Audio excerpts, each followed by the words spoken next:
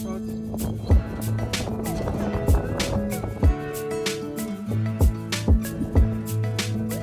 is hier so by Maboa, ons het nou nog nie by ons kamp aangekom nie. Wel, ons was daar, maar daar's nou mense wat oppak want hulle moet wag vir nog 'n kamp om oop te maak. So ons het sommer hier so by 'n piknikplekkie gou afgetrek, 'n bietjie ontbyt geëet en dit was eintlik baie lekker met hierdie pragtige view.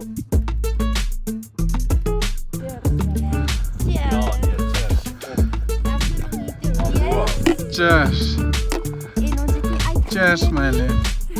Weer in wind maak ons.